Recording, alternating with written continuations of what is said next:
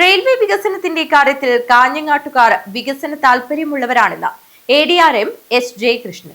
സർവീസിൽ നിന്നും വിരമിക്കുന്ന Palakkad divisional assistant manager S ജയകൃഷ്ണന് കാഞ്ഞങ്ങാട് ഡെവലപ്മെന്റ് ഫോറം നൽകിയ ഉപഹാരം ഏറ്റുവാങ്ങിയതിനു ശേഷം സംസാരിക്കുകയായിരുന്നു അദ്ദേഹം.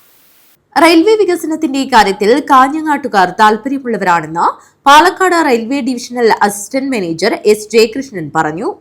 സർവീസിൽ നിന്നും വിരമിക്കുന്ന Palakkad additional divisional manager S ജയകൃഷ്ണന് കാഞ്ഞങ്ങാട് ഡെവലപ്മെന്റ് ഫോറത്തിന്റെ നേതൃത്വത്തിൽ കാഞ്ഞങ്ങാട് റെയിൽവേ സ്റ്റേഷനിൽ വെച്ച് നൽകിയ യാത്രയപ്പിന് മറുപടി നൽകുകയായിരുന്നു അദ്ദേഹം.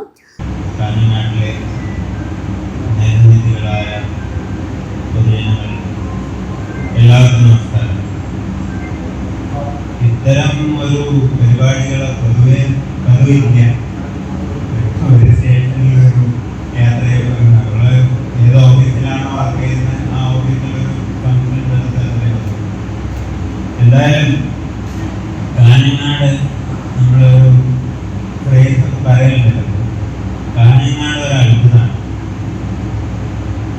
എന്താണെന്ന് വെച്ചാൽ ഞാൻ ആദ്യം ഇവിടെ വന്ന് ഇൻഫെക്ഷൻ വന്നുകൊണ്ട് തന്നെ എല്ലാവരും കൂടിയിട്ട് വന്നിട്ട് കാഞ്ഞങ്ങാടിന്റെ പലവിധ പ്രശ്നങ്ങൾ എന്നോട് ഉത്തരേന്ത്യയിലേതുപോലെയല്ല കേരളവും ഉത്തര മലബാറുകാരും അവനവന്റെ നാടിന്റെ വികസന കാര്യത്തിൽ അവർക്ക് വലിയ താല്പര്യമാണ്.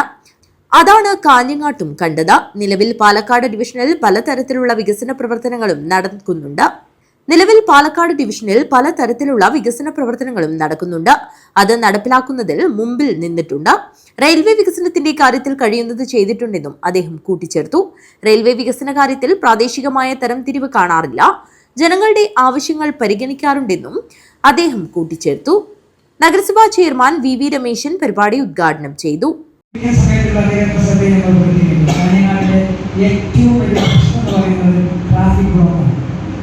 എനിക്ക് തന്നെ ഒരുപാട് അനുഭവങ്ങളുണ്ടായിരുന്നു. വീട്ടിൽ ഇറങ്ങി ട്രെയിനിൽ വന്ന് ട്രെയിൻ കിട്ടിയിരുന്നു.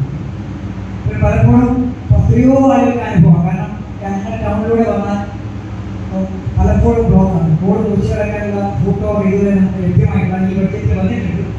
എന്തായാലും അടുത്ത സർക്കാർ എത്രയും വേഗം സ്പീഡാക്കി തരുമെന്ന് ഞങ്ങൾ പ്രതീക്ഷിക്കുന്നു. ടൗണിൽ പക്ഷെ ഇവിടെ എളുപ്പ വഴികൾ ഞങ്ങൾക്കുണ്ട്. ഞങ്ങൾ തീരദേശമാണ്. ഞങ്ങളുടെ ജനസംഖ്യ ഏറ്റവും കൂടുതൽ ജനങ്ങൾ തിങ്ങിപ്പാർക്കുന്നത് തീരദേശമാണ്. ഏതാണ്ട് പകുതിയേറെ വാർഡുകൾ സ്ഥിതി റെയിലിന് പടിഞ്ഞാറാണ്. അപ്പോൾ അവിടെ എഞ്ചിനീയറിംഗ് കോളേജുണ്ട്, പോളിടെക്നിക് ഉണ്ട്, നിരവധി സ്കൂളുകളുണ്ട്. മികച്ച സ്കൂളുകളെല്ലാം 100% ഞങ്ങൾ +2 റിസൾട്ടിൽ വന്നു. 100% റിസൾട്ട് സ്കൂളുകളാണ് റെയിലിൻ്റെ അടുത്ത ഭാഗത്ത് സ്ഥിതി ചെയ്യുന്ന കേരളത്തിൽ തന്നെ അറിയപ്പെടുന്ന സ്കൂളുകളാണ്. അവിടുത്തെ കുട്ടികളൊക്കെ പടിഞ്ഞാറ് ഭാഗത്താണ്. റെയിൽ കുറിച്ച് കിടക്കാൻ അപകടങ്ങൾ എത്രയോ ഉണ്ടായി. അദ്ദേഹത്തിന് ശ്രദ്ധയിൽ ഞങ്ങൾ പെടുത്തുന്നു. ഇനിയും ഞങ്ങൾ സഹായിക്കാൻ പറ്റും. തീരദേശത്ത് കടന്നു വരാൻ ഒരു passage. President K Muhammad Kunhi അധ്യക്ഷത വഹിച്ചു. KP മോഹനൻ സ്വാഗതം പറഞ്ഞു.